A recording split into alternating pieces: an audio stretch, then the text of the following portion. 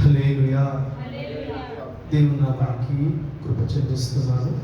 ఆయన కృప చేత నిలబెట్టుకునే విధానం బట్టి ఆయనకి ఎంతగానో వందనాలు స్తోత్రాలు తెలియజేస్తున్నాను. అదేవిధంగా సంఘ కాపరి గారికి కూడి వచ్చిన మీ అందరికీ నా హృదయపూర్వక వందనాలండి. నా దేవుడు మీ అందరినీ, మీ కుటుంబాలను, మిమ్మల్ని నా ప్రభువు నిత్యం ఆయన చేతులు చాచి మిమ్మల్ని దీవించుగాక. హల్లెలూయా, హల్లెలూయా. గమనించండి ప్రియులారా, మీరు ఎక్కడికి వెళ్ళకుండా మీ హృదయాలు ఇక్కడే భద్రపరచుకోమని ప్రేమ చేత నేను దేవుని ప్రేమ చేత చెప్తున్నాను. కొన్ని నిమిషాలు దేవుని వాక్యాన్ని పంచుకోవాలని ఆశ కలిగి నేనున్నాను. దేవుని నడిపింపు నిమిత్తమై ప్రార్థిస్తున్నాను. నా ప్రియమైన సంగమా, పోయిన నెల నుంచి ఇంతవరకు ఈ లెంట్ డేస్లో ఎన్నో విషయాలు దేవుడు మనల్ని హెచ్చరించుకుంటూ వచ్చాడు. ఎన్నో విషయాల ద్వారా మనం సరి చేసుకోవడానికి దేవుడు కృపనిచ్చాడు. అంతేకాదు అవకాశాన్ని కూడా మనకిచ్చాడండి. ఒక చిన్న ప్రశ్న ఏంటంటే,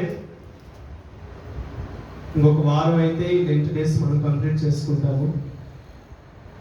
ఎంతవరకు ఈ యొక్క లెంట్ డేస్ అనేది మన ఆత్మీయ జీవితానికి ఉపయోగకరంగా మార్చబడ్డాయి మనం ఆలోచన చేసుకోవాలండి. ఎందుకంటే నేను ఆలోచన చేశాను, ఎన్నో అనుభవాలు నేను మార్చుకోవడానికి, నా హృదయము ఆత్మీయంగా బలపరచబడడానికి ఎన్నో విషయాలు దేవుడు నాకు బోధించుకుంటూ వచ్చాడండి. అంతేకాదు ఆయన మాటకు లోబడటానికి నాకు కృపనిచ్చాడు కూడా. అందు నిమిత్తమై ఈ యొక్క లెంట్ డేస్ని బట్టి దేవునికి నేను ఎంత కృతజ్ఞతలు చెల్లించినా తక్కువేనండి. ఎందుకంటే నా జీవితాన్ని ఆయనకి అంతగా దగ్గరగా తీసుకురావడానికి నాకు అవకాశాన్ని ఇచ్చాను మా ప్రభు. ఇది నా గొప్పతనం కాదుగా, ఆయన కృపే.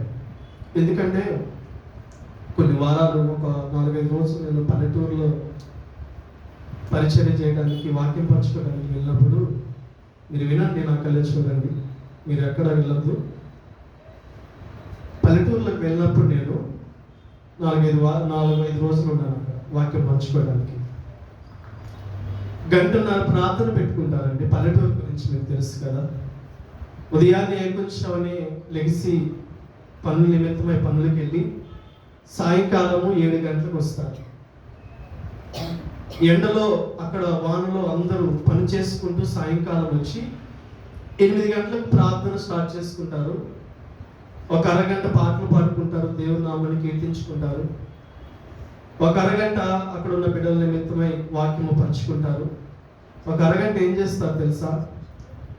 వాళ్ళ నిమిత్తం కాదు కానీ ఆ ఊర్లో ఉన్న సమస్యలు, ఆ ఊర్లో ఇదిగో నాకు ఇచ్చిన అవకాశాన్ని బట్టి కొన్ని విశ్వాసులు అందరూ మోపు వలె పట్టుకొని వచ్చి ఆ మందిరంలో అక్కడ పడవేసి, సంఘం ఎదుట పడవేసి ప్రార్థించడానికి ఒక అరగంట ప్రార్థిస్తారండి.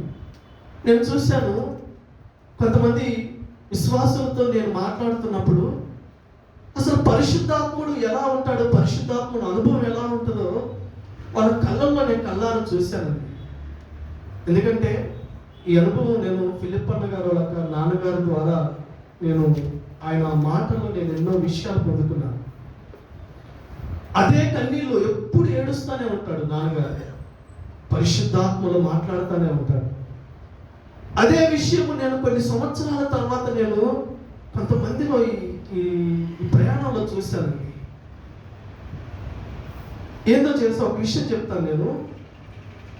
ఆ తల్లి బైబిల్ తిప్పుతానే ఉంది, తిరగదు, ఇట్లా తిప్పుతానే ఉంది. సేవకుడు బోధిస్తుంటే తిప్పుతానే ఉంది. బైబిల్ తీసుకొని కన్నీళ్ళు పెట్టుకొని ఏడుస్తూ ఉంది. తిప్పి బైబిల్ కాస్త నలిగిపోయి ఉంటుందండి. నా ప్రియమైన సంగమా, ఒక విషయం నేను చెప్తాను ఆ తల్లి గురించి. ఆమెకి బైబిల్ చదవడం రాదండి. ఒక్క అక్షరము నువ్వు పేపర్ పెన్నిస్తే పేరు రాయటం కూడా రాదు. కానీ సేవకుడు అక్కడ నిలబడి బోధిస్తుంటే వాక్యము చెప్పిన వెంటనే బైబిల్ నుంచి తీయదు కానీ తన హృదయంలో నుంచి వచనంతో సహా అప్పు చెప్తుంది. ఆమె వాక్యము చెప్పిన వెంటనే బైబిల్ తిప్పి అది ఇర్మియా గ్రంథంలో వాక్యం అయితే యెషయా గ్రంథంలో తీసుకొని ఏడుస్తూ ఉంటుంది. ఏదో చెప్పిన ఇక్కడ ఉంటుందయ్యా, ఇక్కడ ఏదో ఒకటి ఉంటుందయ్యా, వాక్యము నా హృదయంలో ఉందయ్యా, బైబిల్లో నుంచి నా హృదయంలోకి వెళ్ళిందండి. ఈ వాక్యము ఇదిగో బైబిల్లో నా చేతిలో పెట్టబడింది, కానీ ఇప్పుడు నా హృదయంలో పెట్టబడి ఉంది. పొల్లు కూడా లేకుండా అంత విశ్వాసం ఎలా సంపాదించుకున్నామంటే ప్రార్థన ద్వారా సాధ్యమైనది. ఇంకొక సహోదరి, నేను ప్రయాణమై వెళ్తున్నప్పుడు భర్త లేడు, ఆమె ఆపి నన్ను చెప్తుంది ఏంటంటే, అయ్యా నాది ఒకప్పుడు గుడిసె, నా భర్త చనిపోయాడు, చంటి బిడ్డలు ఇద్దరు పెట్టుకొని నేను ముందుకు నడుస్తూ పని చేసుకుంటున్నాను. నా దేవుడు ఇది ఎంత పెద్ద ఇల్లునిచ్చాడయ్యా, ఎంత పెద్ద ఇల్లు ఎక్కడే ఉంటే పరలోకంలో ఎంత పెద్దదో, ఆయన మహిమ ఎంత ఉందో నా మీద నన్ను సాక్షిగా నిలబెట్టుకున్నాడని ఆమె కన్నీళ్ళతో చెప్తుంటే ఎంత సంతోషం వేసిందండి. చదువు రాదండి, చదువు రాదు, కానీ 8 గంటల ప్రార్థన అంటేనే 7 గంటలు బాగా అలసిపోయి వచ్చిన వెంటనే ఎక్కడెక్కడ పనులన్నీ పడవేసి నేను ప్రయాణం వెళ్తున్నప్పుడు, దారి వెళ్తున్నప్పుడు నాకంటే ముందుగా పిల్లలు పట్టుకుని నలగెత్తుతూ ఉన్నారు సైన్యదికి వెళ్ళాలి, ఖచ్చితంగా వెళ్ళాలి, ప్రార్థనలో గడపాలని చెప్పి సంఘం అంతా 8 గంటల అవగానే అందరూ పనులు చేసుకొని అక్కడ నిద్ర వచ్చినా సరే నిలబడి గిచ్చుకుంటూ నిద్ర పోకుండా దేవుని మాటలు వినాలని ఎంత ఆసక్తి. చదువు రాదండి, దేవుని బైబిల్ ఎలా చదవాలో తెలియదు, కానీ ప్రతి వాక్యం వారి హృదయంలో నిలబడింది. ఎందుకు ఈ అనుభవాలని చెప్తున్నాను, ఎందుకంటే ఈ లెంట్ డేస్లో మనము ఎంతవరకు మన హృదయాలు మార్చుకొని, ఎంతవరకు మన హృదయాలు దేవునికి అంకితంగా దేవునికి దగ్గరగా చేయించబడ్డాయి అనేది ఒకసారి ఆలోచించాలి. ఎందుకంటే నేను వాక్యం పంచుకుంటాను, కానీ ఈ విషయాలు చెప్పాలి. ఎందుకంటే 40-50 రోజుల నుంచి ప్రతి వాక్యం గంటల మనం వింటూ ఉన్నాం. ఆ వాక్యం మన జీవితంలో ఫలించాలంటే, ఆ వాక్యం మన జీవితంలో మార్చబడాలి అంటే ఏమండి, మన హృదయాలు దేవునికి అప్పచెప్పుకోవాలి. మన జీవితంలో పని చేయాలంటే ప్రార్థన కూడా ఎంతో అవసరం. దేవునికి లోపట్టు నేర్చుకోవాలండి. వచ్చాము వెళ్ళాము అని కాదు, కానీ ఎందుకు మా భార్య ఒక సంఘటన చెప్పింది ఏంటంటే, మన ఊర్లో అంట మొక్కజొన్న మిషన్ ఉంటుంది కదా, మొన్న ఈ మధ్యన చెప్పింది. మొక్కజొన్న మిషన్ ఉంటే ఒక 10వ తరగతి చదువుతున్న ఒక అబ్బాయి వాళ్ళ నాన్నగారు చేనికి వెళ్ళారు. చేనికి వెళ్ళి మొక్కజొన్నలు అన్ని ఎత్తుతూ ఉంటే వెనకాల మిషన్ దగ్గర ఉండి ఫోన్ కోసం అని ఆ పిల్లవాడు ఆ మిషన్ దగ్గరికి వెళ్ళాడు. ఆ మిషన్లో ఆ ఫోన్ చూసుకుంటూ ఆ ఫోన్ జారి మిషన్లో పడింది. ఎక్కడ పడింది అని చెప్పి చూసుకునే లేపు అది జారిపడ్డాడు. జారిపడ్డ 2 సెకండ్లకే ముద్దయిపోయాడండి పిల్లడు. ముద్దయిపోయి ఆ మిషన్ ఆపేస్తే ఎలా అయిపోయింది తెలుసా, మాంసపు మనము చికెన్ షాప్లో కొడతారు కదా, కీమా అంటారు కదండి, వాళ్ళు ఏం చేస్తారంటే 2-3 గోతాలను తీసుకొని ఆ యొక్క ముద్దలను తీసుకొని మాంసపు ముద్దలను తీసుకొని పెట్టుకుని వెళ్ళారు. నా భార్య చెప్తుంది ఇలాంటి సంఘటనలు జరుగుతున్నాయి. ఎన్నో విషయాలు, ఇది ఒకటే కాదు, చాలా జరుగుతూ ఉన్నాయి మన జీవితంలో. ఎందుకంటే మన ప్రాణం అలాంటిది, ఎప్పుడు రాలిపోతామో తెలియదు, ఎప్పుడు ఉంటుందో తెలియదండి. ఇక్కడ శాశ్వతమైనది కాదు. నా ప్రేమ సంఘమా, ఆలోచన చేసుకోవాలి మనం అందరం. ఏంటి మన జీవితంలో, ఏంటి మన భవిష్యత్తు ఏంటి, మన ముగింపు ఎక్కడుంది, మన గమ్యం ఎక్కడుందని ఆలోచన చేసుకునే వారిగా మనం ఉండాలి. ఇలాంటి సంఘటనలు నా ప్రియమైన సంఘం, నేను కొన్ని విషయాలు ఆ సంఘం, ఎందుకంటే ఇంకొక సహోదరి ప్రార్థనకి వెళ్తుంది, తన భర్త ప్రార్థనకి వెళ్తే ఒప్పుకోడు, రోజు తాతాడండి, కానీ ప్రార్థన లేకుండా నేను బ్రతకలేను. తన కుమారుడు తాగేసి వచ్చి ఎగిరెగిరి కాలుతుంది అంటాడు. ఆమె అంటుంది నాకు ఫోన్ చేసి, నా ప్రభు లేకుండా నేను బ్రతకలేనయ్యా అంటుంది. ఎంతగా భరించిందో తెలుసా ఆమె. నా ప్రభు ఖచ్చితంగా నన్ను మార్చాడు, నా భర్తను నా పిల్లలను ఖచ్చితంగా మారుస్తాను.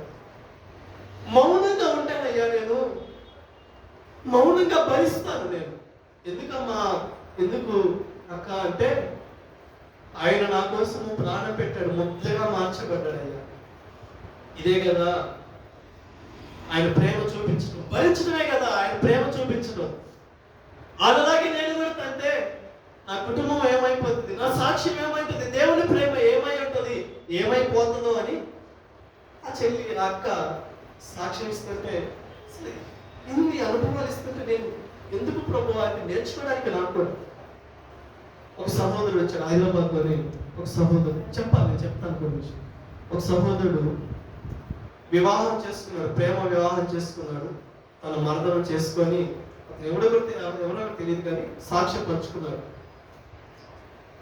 ఇక్కడే తన వివాహం అయిన తర్వాత తీసుకొచ్చి తన యొక్క పిఈటిగా జాయిన్ అయ్యి తన భార్యని చదివించుకొని ఇక్కడ హైదరాబాద్లోనే ఒక సాఫ్ట్వేర్ కంపెనీలో బీటెక్ చేయించి సాఫ్ట్వేర్ కంపెనీలో తన భార్యని జాయిన్ చేయించాడు. లోక ఆశలకు పడిపోయి తన భార్య లోకంలో ఉన్న త్రాగుడికి వ్యసనాలకి బానిసయ్యి ఒకరోజు ఇంటికి వచ్చేసరికి వాళ్ళ ఫ్రెండ్స్ అందరితో కూర్చొని తాగుతుందంట. అంతేకాదు తన భర్త కోసం ఒక గ్లాస్ నిలబెట్టి, నువ్వు కూడా వచ్చి కూర్చో, మనం అందరం ఫ్రెండ్స్, మనమందరం ఇక్కడ కలిసి కాపురం చేయాలన్నట్టుగా ఆమె మాట్లాడితే, ప్రేమించి చదివించుకొని ఒక చిన్న పిల్ల వలె, ఒక కూతురు వలె చూసుకున్న ఆ కుమారుడు ఎంత తన హృదయం బద్దలైపోతుందండి. ఎందుకంటే నేను ఎవరు మెదులుగా మీరు ఉన్నారు కాబట్టి పరిస్థితులు అలా ఉన్నాయండి. మీరు దేవుని మీద ఆధారపడుతుంటే, దేవుని మీద ఆయన ఆ బిడ్డ సాక్ష్యం ఇస్తున్నాడు. ఇంతగా చేసినా కానీ చిన్న పిల్ల, నేను దేవుని ప్రేమను చెప్తున్నాను, ఏ రోజుకైనా నా దేవుడు సహాయం చేస్తాడయ్యా, నా భార్యను ఖచ్చితంగా మారుస్తాడు, తన మీద ఎటువంటి కోపం లేదు, నాకు తెలియక చేసింది, ఖచ్చితంగా నా ప్రభు నా ప్రార్థన ఆలకిస్తానని సాక్ష్యం ఇస్తున్నాడు. ఇలాంటి ఎన్ని చూస్తాను, ఎన్ని దేవుడు నాకు బయలుపరిచాడు ఈ లెంట్ డేస్ లో, ఈ సందర్భాలు అనుభవాలు. ఎందుకంటే ఒక్కొక్క సాక్ష్యం ఏంటంటే మన సాక్ష్యము బలపరచబడాలి. ఏదో వాక్యం ఏమి వెళ్ళిపోవటం కాదు, మధ్యలో బయట ఉన్న పరిస్థితులు మనం గమనిస్తూ ఉండాలి. గమనించుకొని ఆచితూచి యవన బిడ్డలుగా మనం అందరము ముందుకు నడుస్తూ ఉండాలి. నా ప్రియమైన సంఘము ఇదిగో ఆ సంఘం అని చెప్పాను కదా, చదువు రాదని చెప్పాను కదా, ఊర్లో ఉన్న బిడ్డలందరి కోసం ఇదిగో ప్రార్థించమంటే చాలు. ఇదిగో అంశాలు తీసుకుంటారు, ఒక అరగంట ప్రార్థన పెట్టుకుంటారు. ఈ యొక్క 2 days లో శ్రమ దినాల్లో ఉపవాసాలు ఉండి ప్రార్థించమంటే మొదలు పెడతారండి. ప్రార్థించడం కాదు, కన్నీటితోటి వెలిగెత్తింది ఇదిగో మోకాళ్ళ మీద ఉండి, బాధ లేకపోయినా సరే, జ్వరాలు వచ్చినా సరే, మోకాళ్ళ మీద వణుకుతా ప్రార్థన చేస్తారు. సాయంత్రానికి సాక్షులుగా నిలబడతారు. అలాంటి ప్రార్థన నా ప్రియమైన సంఘం. నేను 10 నిమిషాల వాక్యం తీసుకుంటాను.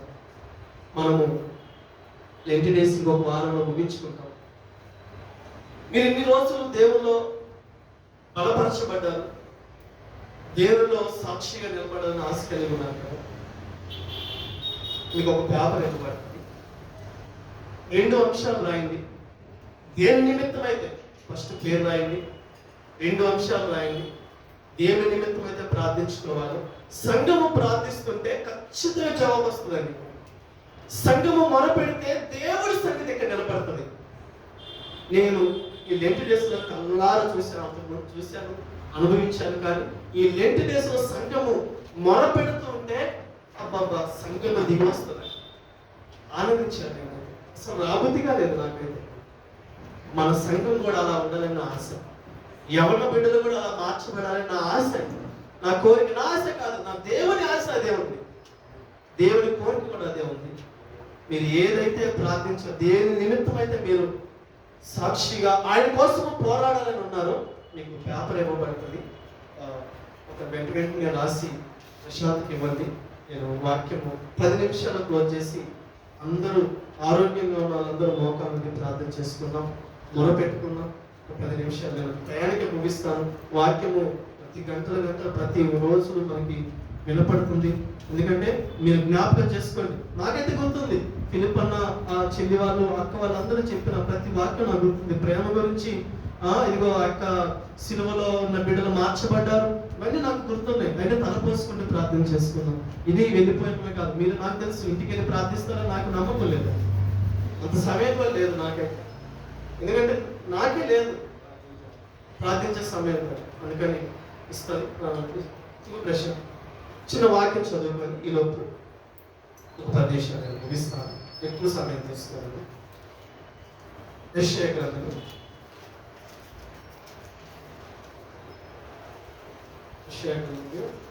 53వ అధ్యాయం.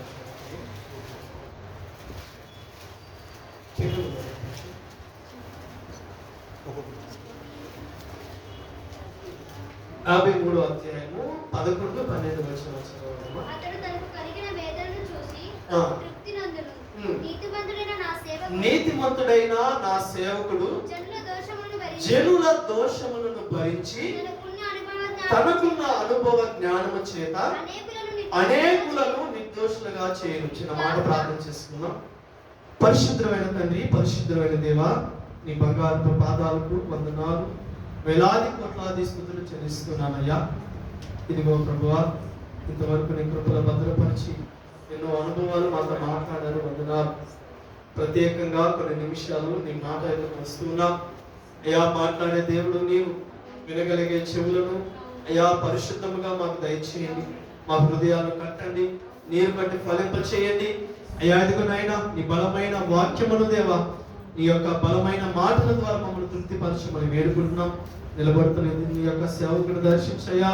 మట్టివాడు దేనికి పనికిరాని వాడినయ్యా, నీవే ఉండి నాతో మాతో అందరితో మాట్లాడి బలపరచమని వేడుకుంటూ నీకే స్తుతి చెల్లించుకుంటూ యేసు నామములో చిన్న ప్రార్థన సమర్పిస్తున్నాను తండ్రి, ఆమేన్. మరొకసారి మీ అందరికీ నా హృదయపూర్వక వందనాలండి. ఇక్కడ మనం చదువుకున్న మాట ఏంటంటే యెషయా గ్రంథము 53వ అధ్యాయము 11లో, నీతిమంతుడైన నా సేవకుడు జనుల దోషములను భరించి తనకున్న అనుభవ జ్ఞానము చేత అనేకులను నిర్దోషులుగా చేయను. ఇక్కడ నీతిమంతుడైన సేవకులు ఏం చేస్తారంటే జనుల యొక్క దోషాన్ని భరిస్తారంట. ఏమండి, ఏం చేస్తారంటే ఇక్కడ జనుల యొక్క దోషాన్ని భరిస్తాడు. నా ప్రియమైన సంగమా, ఎప్పుడైతే నీతిమంతులుగా ఉంటారో, ఒక కుటుంబంలో ఉన్న సమస్యల నిమిత్తమై,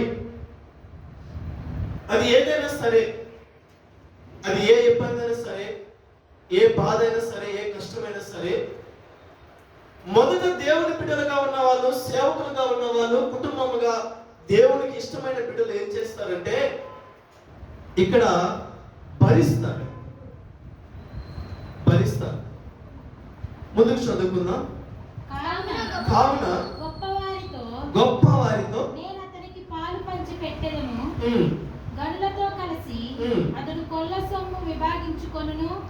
ఏలయనగా మరణము నొందునట్లు అతడు తన ప్రాణమును దారపోసెను. అతిక్రమము చేయి వారిలో ఎంచబడిన వాడాయను. అనేకుల పాపములను భరించుచు తిరుగుబాటు చేసిన వారిని గూర్చి విజ్ఞాపన చేస్తాడండి. ఇక్కడ తిరుగుబాటు చేసే బిడ్డల నిమిత్తమై విజ్ఞాపన చేస్తాడు. అంతేకాదండి, ప్రాణము పెట్టడానికి కూడా వెనకాల నీతిమంతులు ఆ రీతిగా ఉంటారు. నా ప్రియమైన సంగమా, సామెతలు 12:26లో వాక్యం సెలవిస్తుంది, నీతిమంతుడు తన పొరుగువానికి దారి చూపిస్తాడు, భక్తిహీనుల ప్రవర్తన వారిని దారి తప్పిస్తుంది. నీతిమంతులు ఏం చేస్తారంట? పొరుగువానికి దారి చూపిస్తారు, భక్తిహీనుల ప్రవర్తన దారి తప్పించబడతారు. నా ప్రియమైన సంగమా, నేను బైబిల్ గ్రంథంలో ఇద్దరు నీతిమంతులు నేను చూపిస్తాను. 5 నిమిషాలు ఇద్దరు నీతిమంతులను చూసి వాళ్ళు ఏ రకంగా భరించారు, ఏ రకంగా భరించి వాళ్ళ కుటుంబాన్ని కట్టుకున్నారో నేను ఇద్దరు వ్యక్తులు చూపించి నేను ముగిస్తాను. చదువుకున్న ఆదికాండము 37వ అధ్యాయము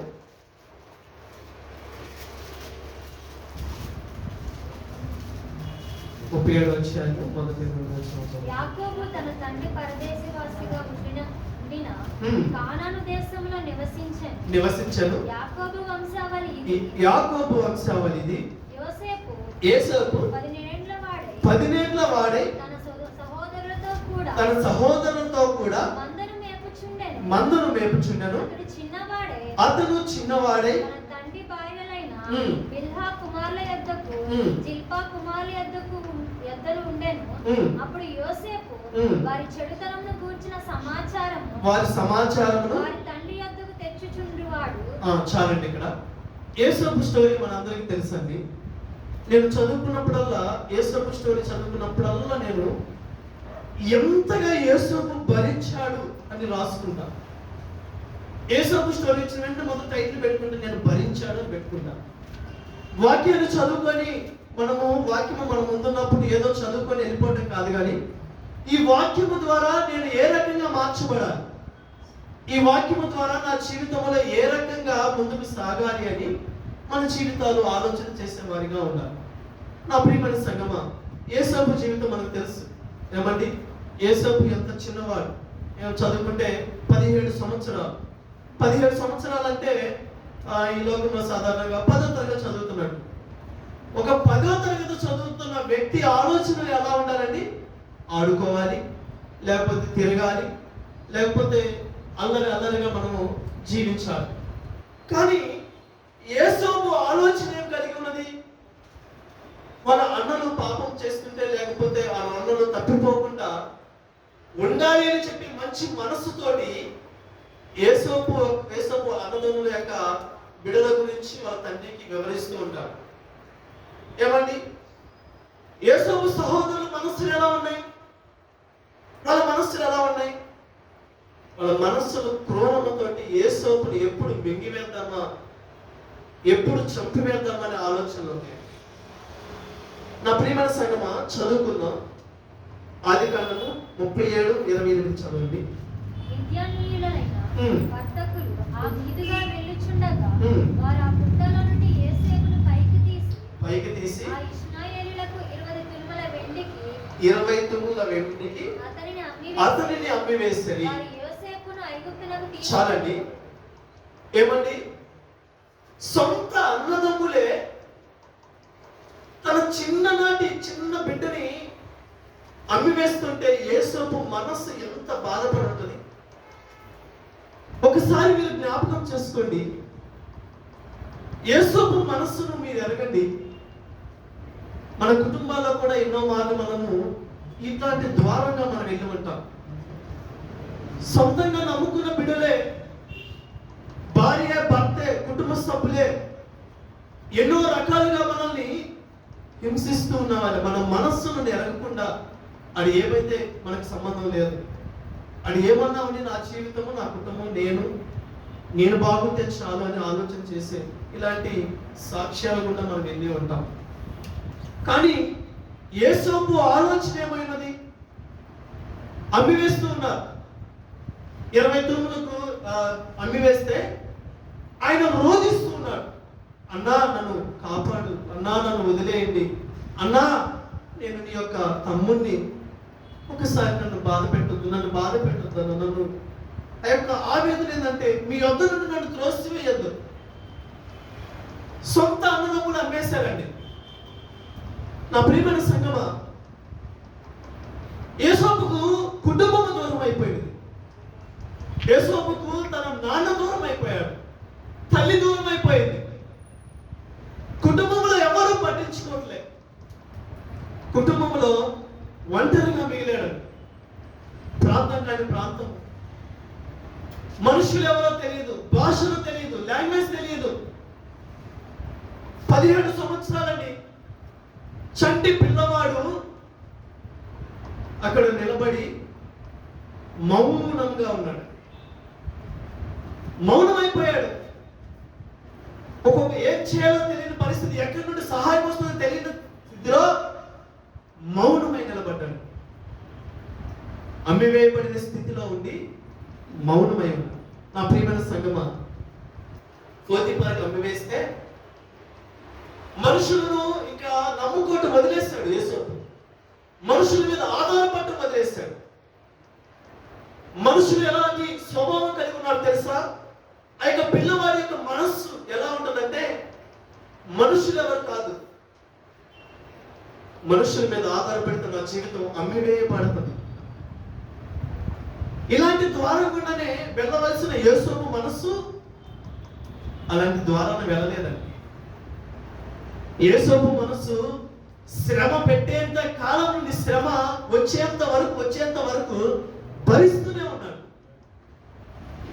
యోసేపు మౌనంగా ఉండటం నేర్చుకున్నాడు. ఏమండి, చదువుకుందాం. ఆదికాండము 39:5. అతడు తన ఇంటి మీదను తనకు కలిగినదంతటి మీదను అతని విచారణకర్తగా నియమించిన కాలం మొదలుకొని యోసేపు నిమిత్తము ఆ ఐగుప్తుని ఇంటిని ఆశీర్వదించలేశాను. యెహోవా ఆశీర్వాదము తన మీద గుప్త మీదకే కాదండి, ఆ సమస్తము మీదకి, ఆ రాజ్యం మీదకి, ఆ ఇంటి మీద మొత్తానికి యోసేపును బట్టి ఆశీర్వదించబడ్డాడంట. నా ప్రియమైన సంగమా, మనం చదువుకున్నాం కదా, నీతిమంతులు ఎవరికి దారి చూపిస్తాడు? పొరుగు వారికి దారి చూపిస్తాడు. నీతిమంతుల ప్రవర్తన భరించటము వల్ల ఎప్పుడైతే మౌనంగా ఉండి కనిపెడతారో, ఎప్పుడైతే నువ్వు మాట్లాడకుండా నిలబడతావో, ఎప్పుడైతే మౌనంగా భరిస్తావో, అప్పుడే దేవుడు మాట్లాడటం స్టార్ట్ చేస్తాడు. అప్పుడే దేవుడు నీకు సాక్షిగా నిలబెట్టడం దేవుడు స్టార్ట్ చేస్తాడండి. అప్పుడే నీ కుటుంబము మధ్య నేను సాక్షిగా నిలబెట్టడానికి నా దేవుడు కదిలొస్తాడు. అప్పుడే నా దేవుడు నిన్ను చూసి ఆనందిస్తాడు. ఏ విషయంలో అయితే మనము కృంగుదలలో ఉండే, ఏ విషయంలో అయితే మనము మౌనంగా ఉంటూ నేర్చుకుంటావో, నేను యేసేపు స్టోరీ చదువుకున్నప్పుడు మౌనంగా ఉంటూ నేర్చుకున్నాను. నా జీవితంలో ఎన్నో కార్యాలు చేస్తాను. దేనికి మాట్లాడాలో, దేనికి మాట్లాడకూడదో, దేనికి ఏ విధంగా ప్రవర్తించాలో యేసేపు స్టోరీలో నా దేవుడు నాకు నేర్పించాడు. నేను చెప్పాను కదా ఇందాక, ఒక సాక్ష్యాలు మౌనంగా ఉన్నారు. ఇప్పుడు వాళ్ళ హృదయాలు, వాళ్ళ ఇంట్లో కార్యాలు జరగడం దేవుడు స్టార్ట్ చేశారు. కొడుతున్నా, తిడుతున్నా, కాళ్ళతో ఎగిరెగిరి తంతున్నా మౌనంగా ఉన్నారండి.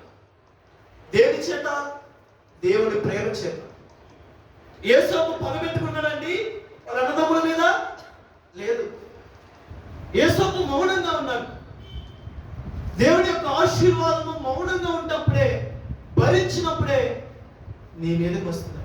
యేసేపు మీదకే కాదండి, నిన్ను బట్టి, యేసేపును బట్టి ఆ రాజ్యం అంతా నీ మీదకి వచ్చింది. ఏమండి, నేను చెప్తున్నాను, మనుషులు అమ్మివేశారు, అన్నదమ్ములు అమ్మివేశారు, కుటుంబం ఎవరు పట్టించుకోవట్లేదు. అయినను నా దేవుడు పట్టించుకున్నాడు. ఈరోజు నువ్వు కూడా అదే స్థితిలో ఉంటే నీవు మౌనంగా ఉండటం స్టార్ట్ చేయి, నువ్వు భరించడం స్టార్ట్ చేయి. నీతిమంతుల యొక్క స్వభావంలోకి దేవుడు నడిపిస్తాడండి. దేవుడు వాక్యం సెలవిస్తుంది, యెహోవా నామము బలమైన దుర్గము, నీతిమంతులు అందులోనికి ప్రవేశించబడి ఆశీర్వదించబడతారని దేవుడు వాక్యం సెలవిస్తుంది. ఆయన నామంలోనికి పరిగెత్తుకుంటూ రావాలండి. ఆయన నామంలోనికి ఎప్పుడైతే ఉంటావో అప్పుడే నిన్ను ఆశీర్వదించడానికి దేవుడు కదిలొస్తున్నాడు. మౌనంగా ఉంటుంది, దేవుడు మాట్లాడు. ఏ కష్టమైనా సరే, ఏ ఇబ్బంది అయినా సరే, నీవు భరించడం స్టార్ట్ చేయి, నా ప్రభు ఖచ్చితంగా నేను నిలబెట్టుకుంటాను. అదేవిధంగా చూసుకున్నాం. యేసేపు గుర్తుపెట్టుకోండి. రెండవదిగా మత్తయి సువార్త 26 వచనం త్వరగా ముగిస్తున్నారు. 26:4 వచనం. చేత పట్టుకొని చంపవలనని ఏకమై ఆలోచన చేసి. చాలండి. రెండో వ్యక్తి,